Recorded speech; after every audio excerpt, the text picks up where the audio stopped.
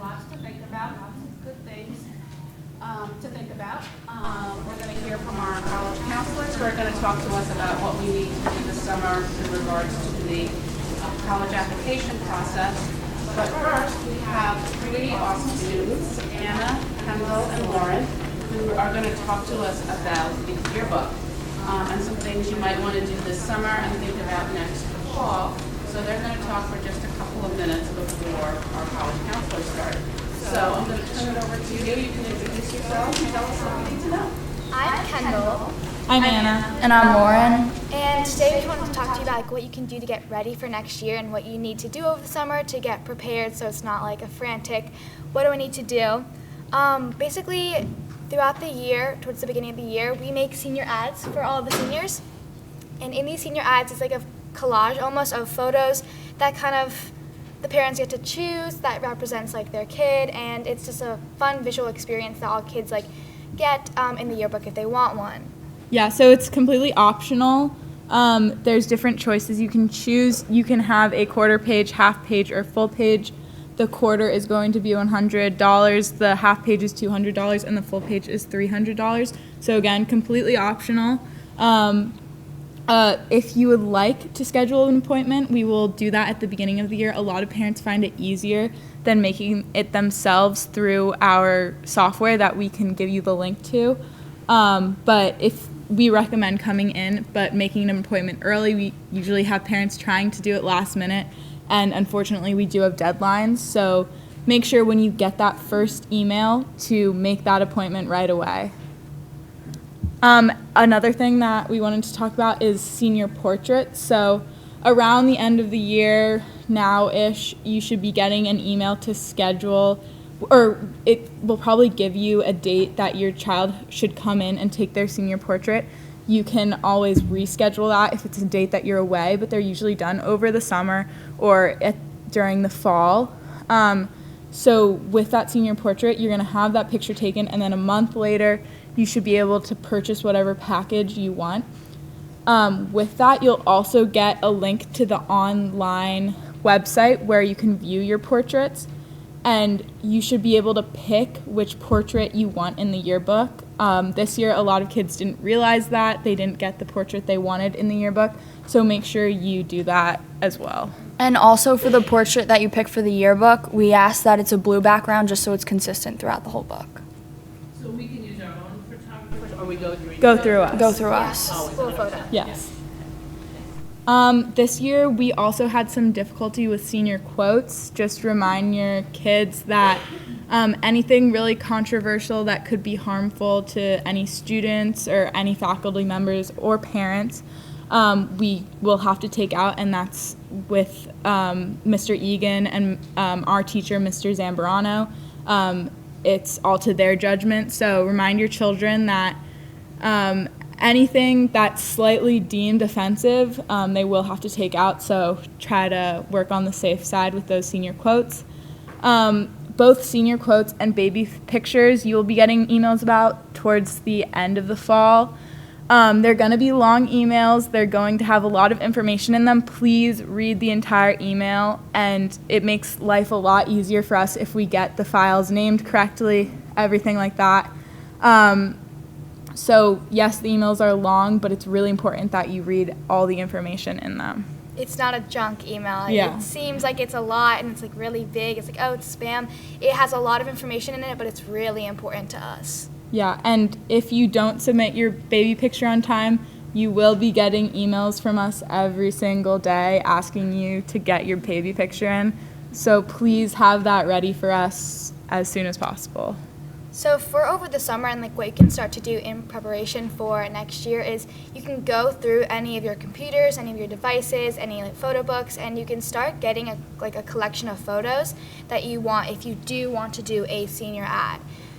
It just helps if you have it on a flash drive or anything like that and bring it into class, because we work one-on-one with parents to personally design this ad, and like whatever you want, we do it on an ad for you. So yeah, I think that basically covers it. Does anybody have any questions? It really depends. This year it's usually been I would say a year old. but I've seen like kindergarten pictures. I've seen even like up to like middle school pictures, but it's basically your preference. Does it have to be digital?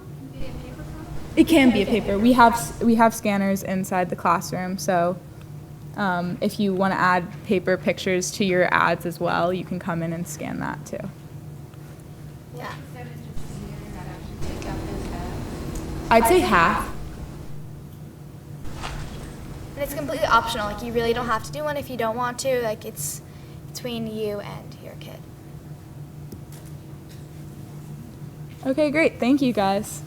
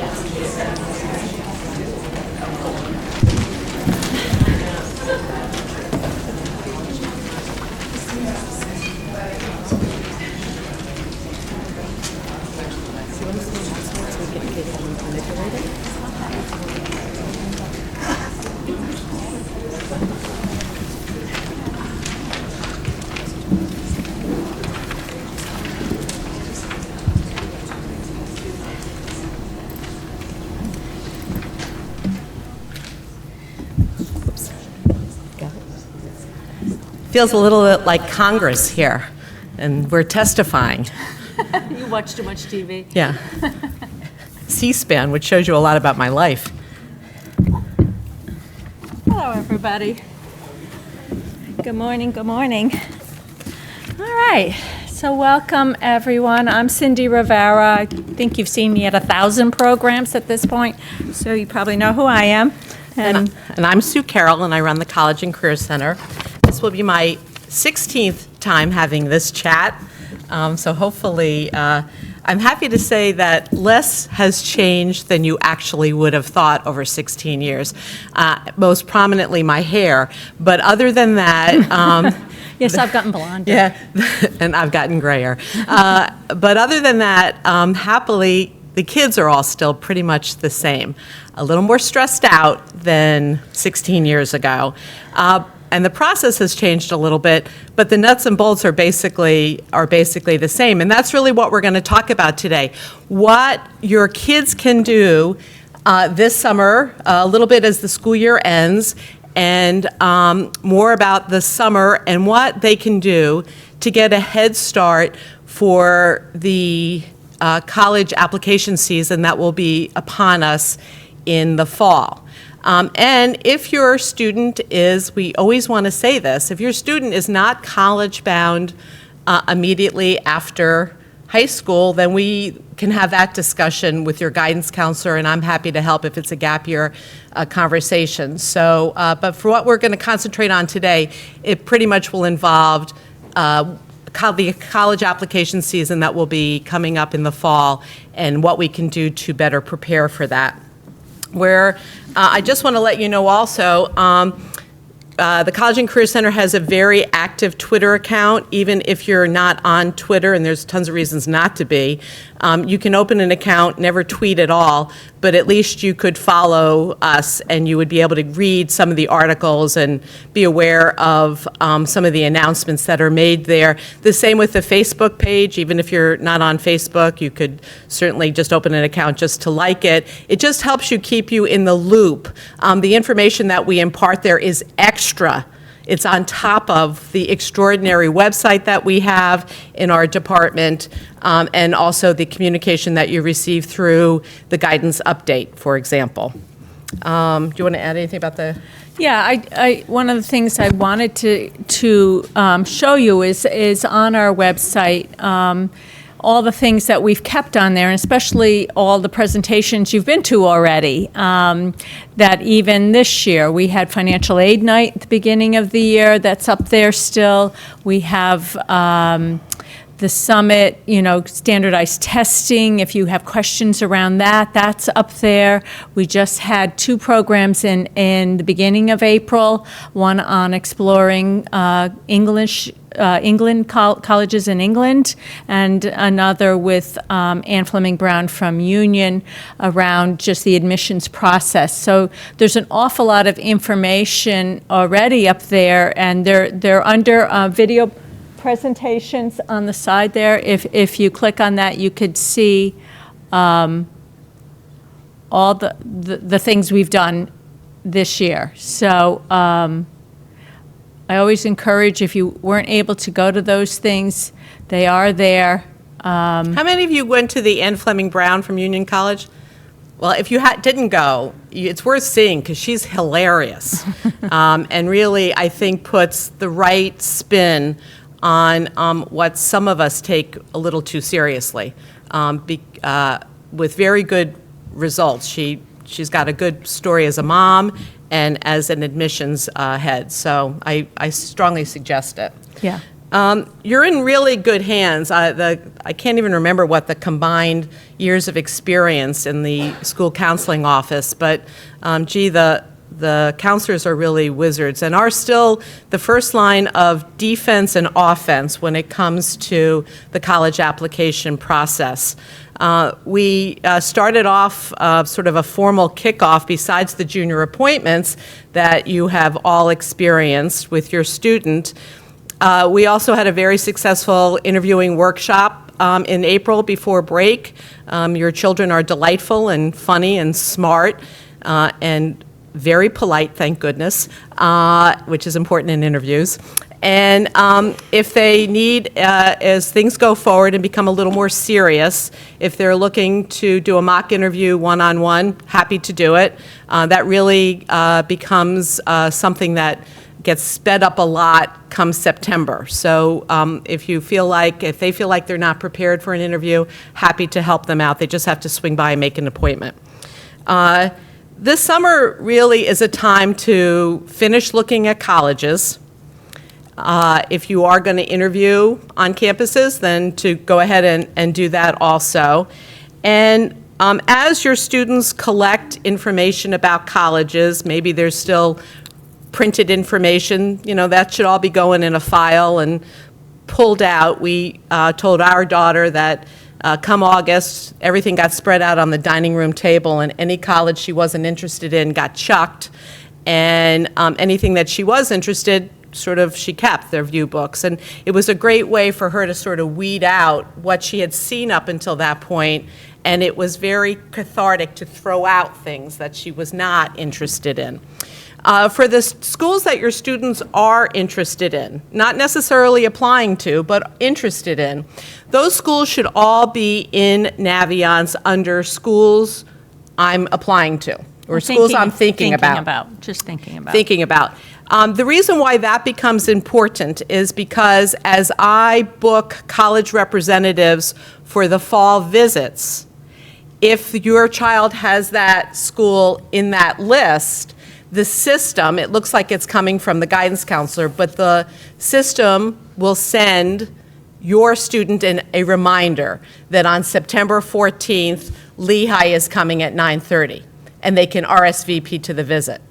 Okay, so it's a very good way. The system will then send them an extra layer of reminder about the visit.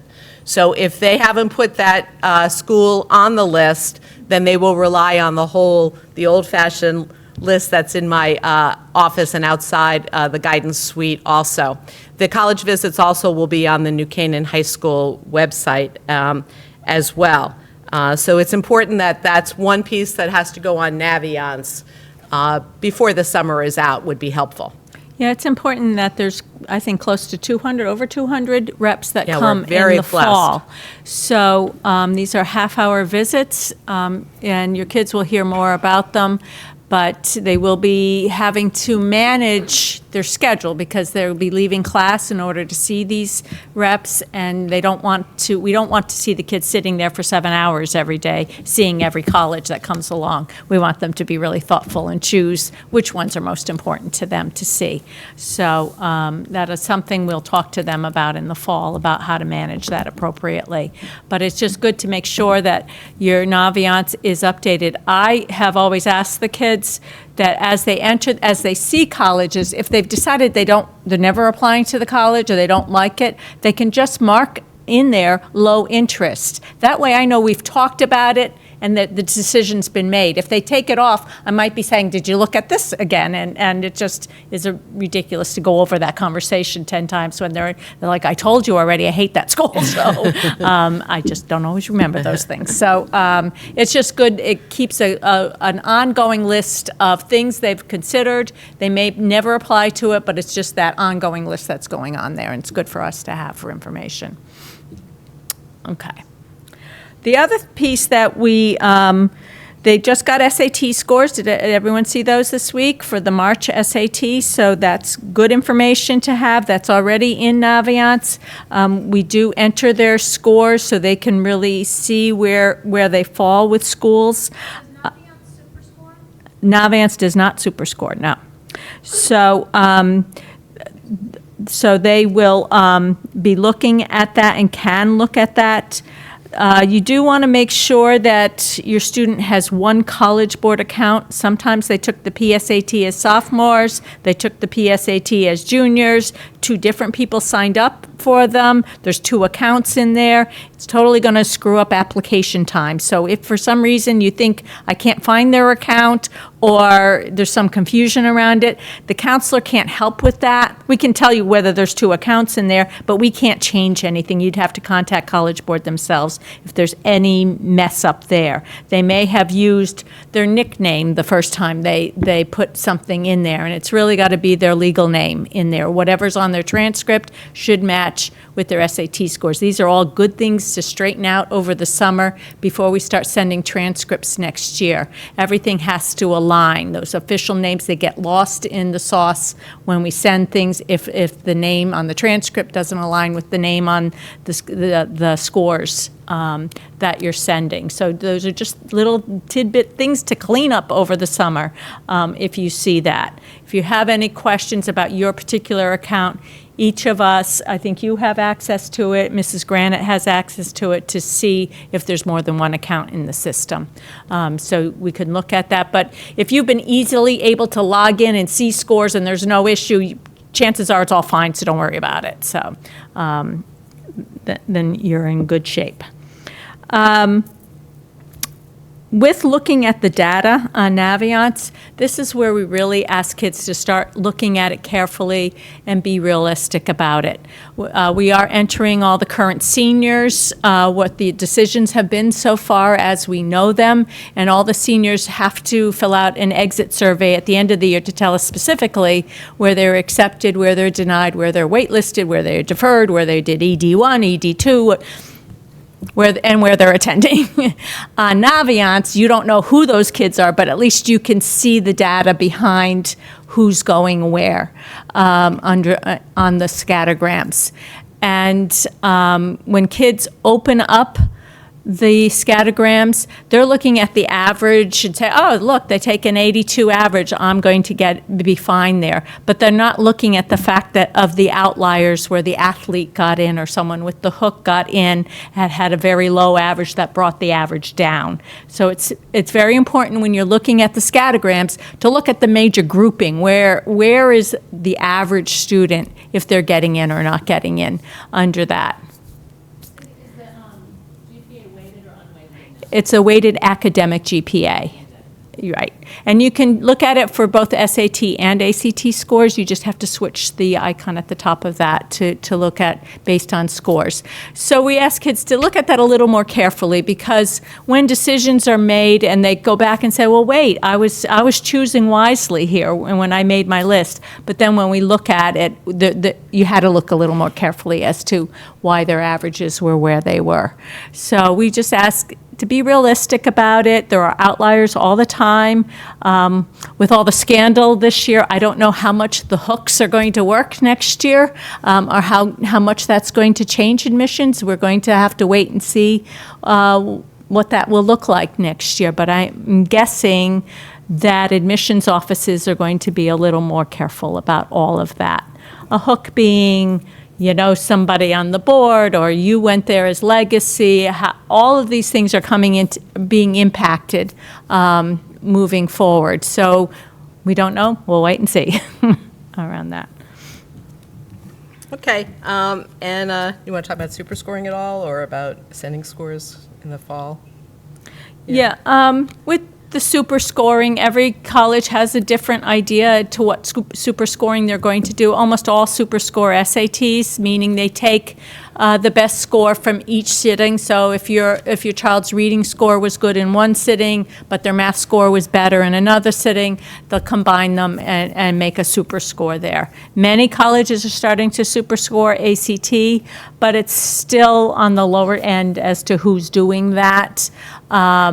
We always encourage kids to send their best scores. Send them all. If they're asking for all, colleges are putting in the top scores. They want to report the top scores. That's their business of having the top scores. It's not going to hurt a child if they had a low score in one, somewhere, to send that score. If your child is just sending ACTs, you don't necessarily have to send SATs. Every college is a little different about that, so you have to read what they want you to do. So, but I wouldn't worry about it. They're always looking for strongest scores. That's all they're considering. They could care less. A lot of times it's some student or the computer that is reading these things and grabbing your top scores. No one's looking at low scores and saying, but they took it once and did a bad job. Yeah. No one's walking away. A couple of years ago, the rep from Amherst said, just send all your scores, and the student at the table said, but there's some that I'm not really happy about. And the rep said, it's easier for you to send all the scores. We have an algorithm. We don't see the scores. The computer will pull out your best scores. But try to make your life as easy as possible. Just send the scores. Yeah. So Georgetown, for example, still wants everything. So you can certainly ask the individual colleges, but know that they're not sitting there. The one thing they're not doing is looking through every single thing that you have done since biology in freshman year. Okay, as far as test scores are concerned. Maybe for the transcript, but not for test scores, Yep. so. They say all the SAT scores, you don't have to send all the subject tests, SAT scores that way. No, there's score choice with subject tests. But unless you're Georgetown, and when Georgetown says send everything, your child is signing that application at the end of the application. Even in the admissions scandal they signed, it says everything that I've put forth in front of you today is true and honest. If the school has asked for all of your test scores, send all your test scores, okay? I don't think it's one of those things that parents seem to get more hung up on than students do, and I don't think it's worth the time. Yeah. Okay. They really, you always have to think they're spending 15 to 20 minutes on your application. They're not going to look for those right. things. They're not looking to deny you, your student. So one of the other things that probably, if it hasn't happened already, should certainly happen this summer is the very serious conversation about how you will pay for college. This is something that a lot of people don't want to talk about. They don't want to talk about money. I don't care if you can write a check for $70,000 every September for 4 years. $78,000 is probably more realistic at some private schools.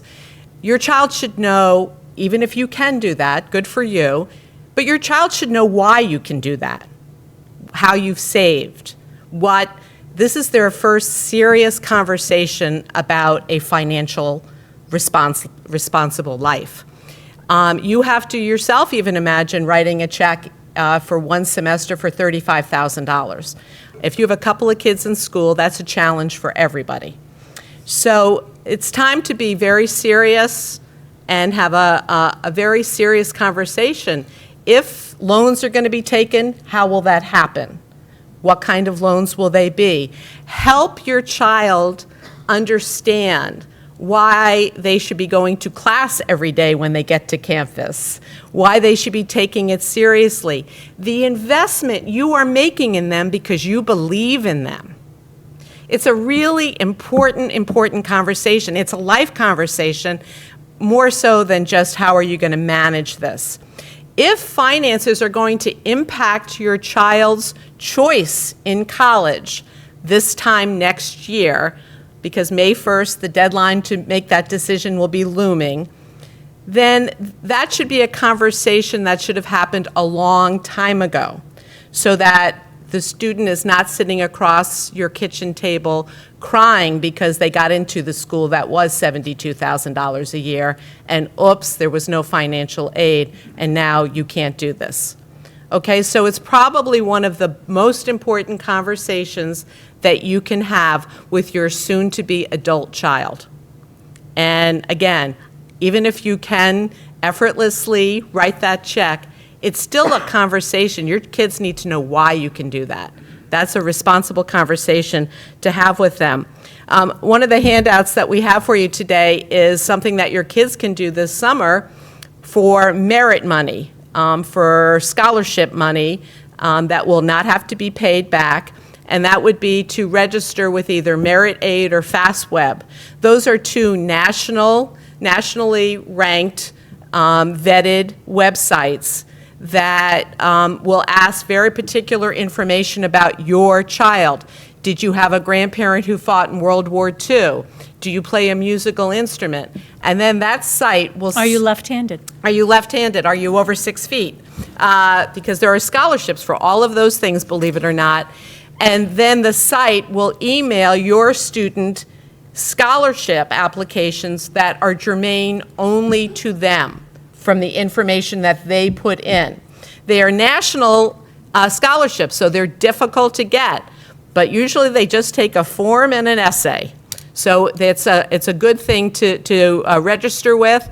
The student has to sit there and spend a few minutes, but it's certainly something that can be done this summer. Yes? Yeah, there's handouts for them. Yeah.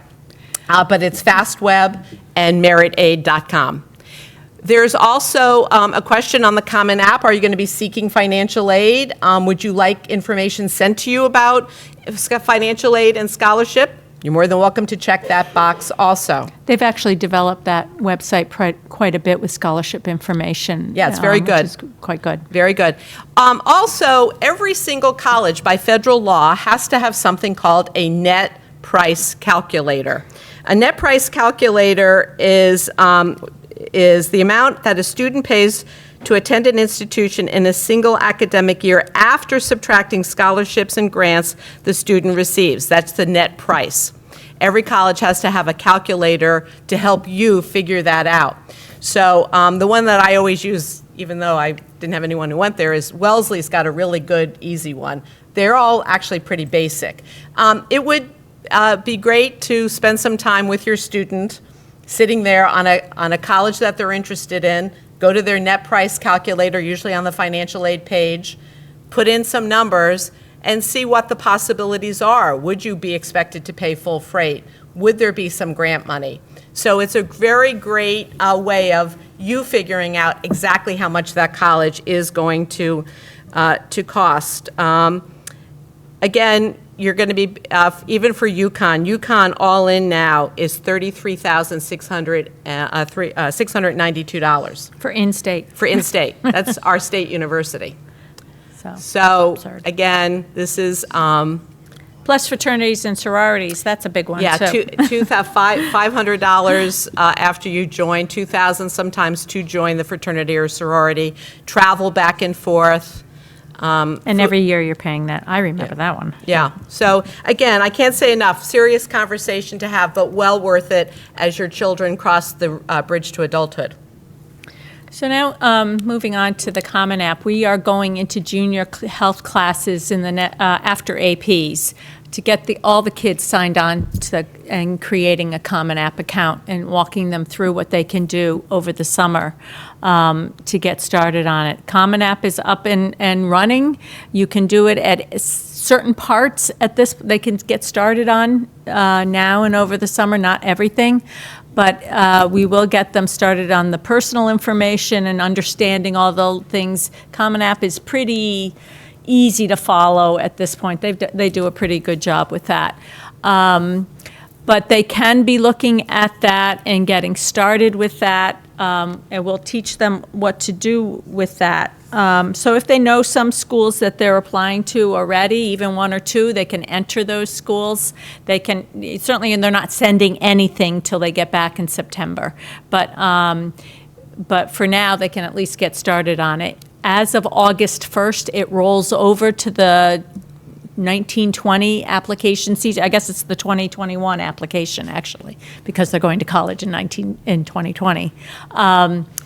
But it will roll over to the new application, and it will take that stuff and move it over. They're not putting in they shouldn't put in their courses for senior year yet. They don't know their schedule. They don't know whether they're actually getting all the courses they think they're getting.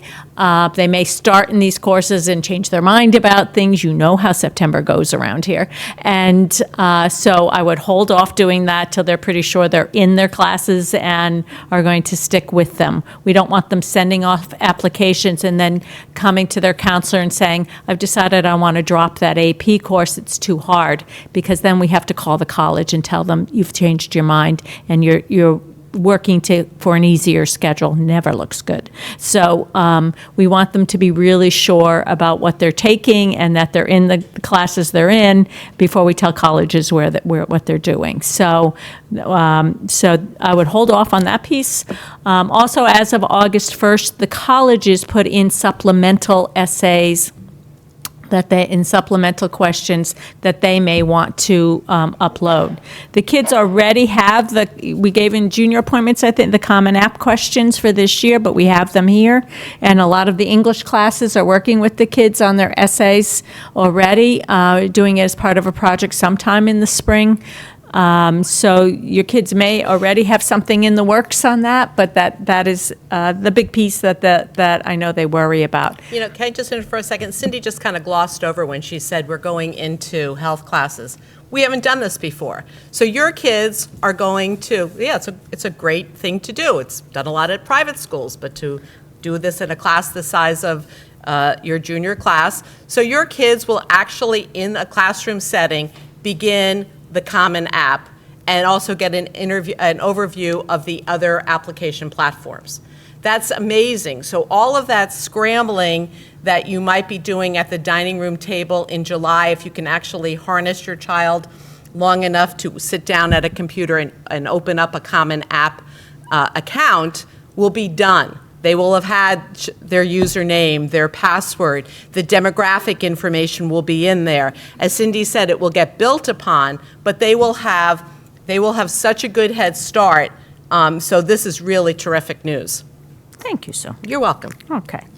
Then, over the summer, you're getting letters home from us, and I'll reiterate what the kids were saying before. Please read the whole letter. And you will be getting a lot of information from us via email and in our guidance update, which we do post on our website at the first of each month, around things you should be thinking about and things that need to be done. But what that is a brag sheet for you to fill out and a personal student profile for your student to fill out. And this is a lot of all the activities they've been engaged in, what courses they took at the high school that really impressed them, what projects they like to work on, what they're thinking about for their future goals. This is all things that the counselors use in the fall when we sit down with the kids to talk about writing their letter for them and making sure their application is geared towards those interests that they're talking about.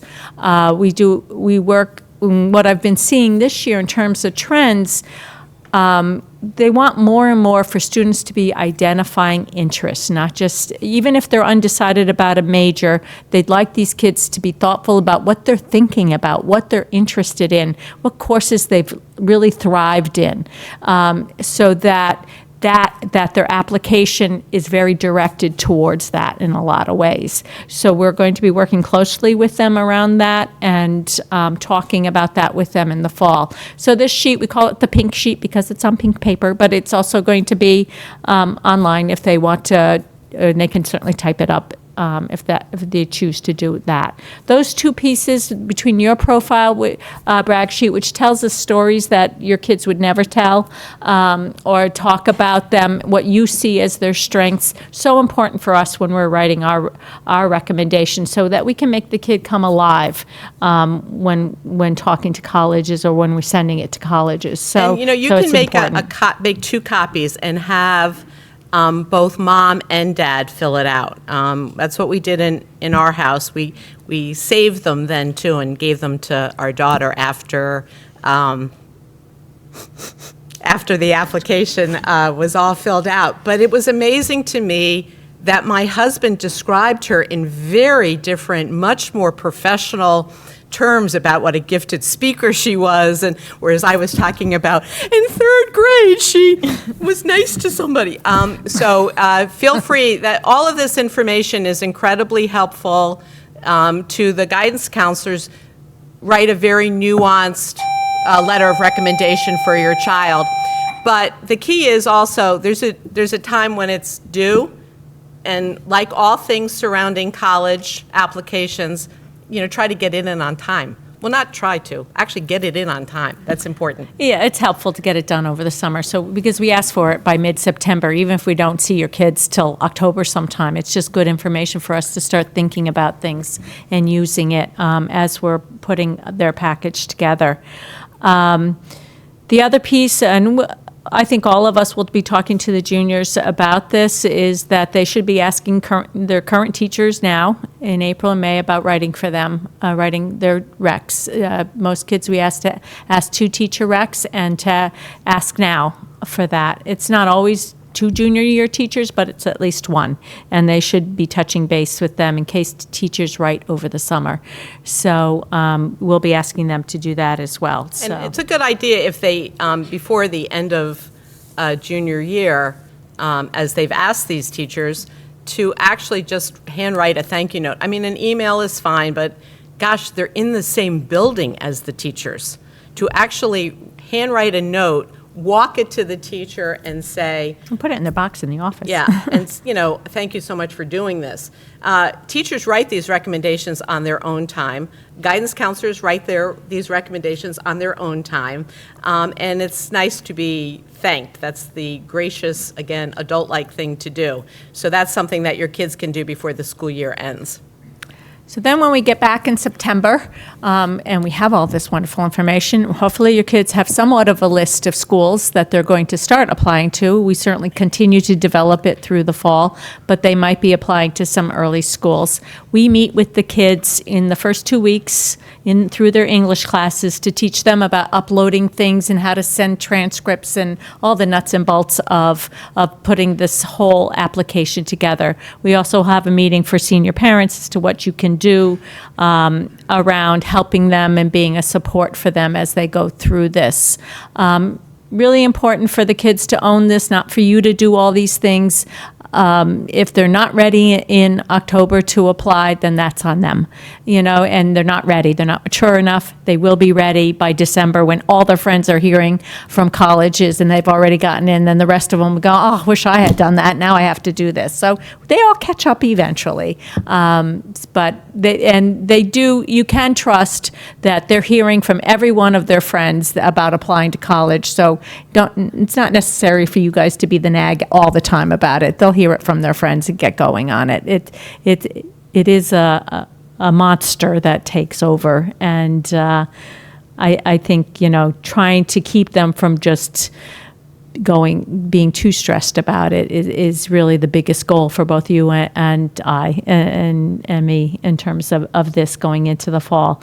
They hear it all the time. They don't really need us to tell them any more than they already know. I would say 85-90% of the kids will apply early somewhere. So we've got most of them. There are a few who really want to wait because they had a tough junior year. They need to show first semester grade senior year, and they are going to wait for regular decision as a conscious decision, and that's okay. So there's lots of reasons to wait too. But most of the kids will be putting in some applications for a November 1st deadline. So and as counselors, we work with all of them and get that up and going we're very intense in September and October, so, but we do But get your it done. house doesn't have to be. You could actually be the safe harbor of non-intensity. That would be probably the family goal, I would think. So, Yes. yeah. The last piece of the application that can be done in the summertime would be the essay. Again, Cindy mentioned that we have a handout. This is already in your packet, but there is on the back of it, New Canaan Public School System offers an essay writing course taught by Darren Bruce, who's very good at this. It's just for a couple of days here at the high school after graduation, and it's pretty reasonably priced. So the information to register for that is on the back of the prompts. The prompts are very good. They're the same prompts as last year. There are so many people in this building to help your kids with this essay, and probably the other 10 to 15 essays they might end up writing, depending on what schools they apply to. So the kids seem to get nervous about this essay. They've been writing 5-paragraph essays since 3rd grade, and that's all this is. It has a little bit more import because it will be a little more closely read, but actually read in under 5 minutes by 2 people. So you have to keep that in mind and put it into perspective. Some schools don't even require essays, so because they're just not reading, they're judging the student in another way. So the easiest way to write the essay is to answer the question, although there is the option of essay topic of your choice. But I think, as Cindy mentioned, what we have sort of seen in the last year or so is sort of this more picture about the student. And certainly, if you have noted on your activity sheet, for example, that you have volunteered at the land trust, and that you maybe had a summer job as a naturalist at a summer camp, and you have taken AP Environmental Science, AP Biology, and you wrote your essay about the great outdoors as something very particular to you. If I was the admissions counselor, I would close that file after my under 9 minutes of reading it, and I would say, oh, that's the environmental kid who likes to sail. That's the outdoorsy kid. I could actually put tags on that kid, as opposed to someone who wrote their essay about football, then wrote on the activity sheet, football was never mentioned, then had a supplemental essay about catching butterflies. You would say, this kid's all over the place.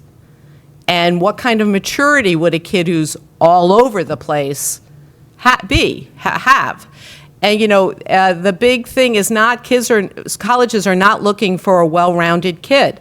They're looking to create a well-rounded class filled with interesting, mature kids who have different interests and who will be their college editor on the newspaper, who will play the oboe in the band, who will belong to a club soccer team. So the essay should be a little more thoughtful, and it can be very helpful to the college application in general. Yeah, I think the biggest thing I see with these essays is, one, they don't answer the question, and two, they don't really talk about how whatever they're talking about impacted them and made them who they are today. And that's what I'm always telling the kids. They tell a great story, but then they're like, and this is why I like service, or something with one line at the bottom. It's like that should be the whole part of the biggest part of the essay, is how whatever you're talking about is about you and why it's important in terms of who you're going to be in college. So it's always an important thing to really have that conversation around them to help them develop those ideas. I remember the admissions person from Northwestern saying to the kids 2 years ago, the kids were asking about the essays, and Northwestern was a school that cared about the essays, and he said it should be only you should be able to write that essay. It shouldn't be, that's why if you read it to your parents and they change it, or you've hired someone to help you write it, you're not the only one that's writing it. You're writing it in a group then. This should be, we're accepting you. We want to know you, and this is one of the few opportunities you get to tell us something about you. So you have to keep that in mind. I think also with everything going on, the microscope that colleges will be under, especially private colleges, because of the scandal, I think once again, your kids should be writing these essays. That's all I'll say about that. Okay. Okay? And then finally, just the list. We assume that your child will get rejected from some schools, and to me, that means they applied appropriately. They applied high for a few schools that we thought was a reach, and if they didn't get in, well, we thought it was a reach anyway, so that's why we said it. And every year the kids are so disappointed because they set their heart on one or two schools that we say at the beginning it's a reach, but they still their heart is set on it. And so it's really important for you to help them through that process, and we'll talk again about this in senior year.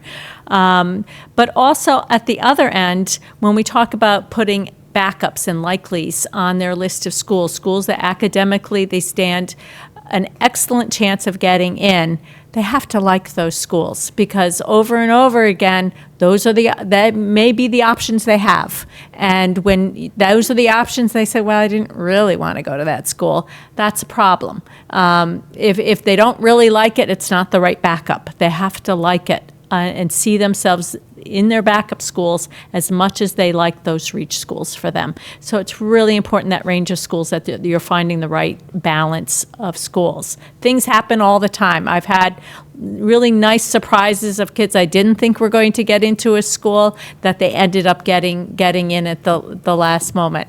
And I've had other kids where I thought they were going to get into a school and it didn't work out. So, and that happens every single year, and it's no different from the 20 some odd, I won't tell you how many years ago when I started, that has been the case. So it's just really helping them not fall in love too hard on one school and put all those eggs in one basket, because we can never be absolutely sure on that.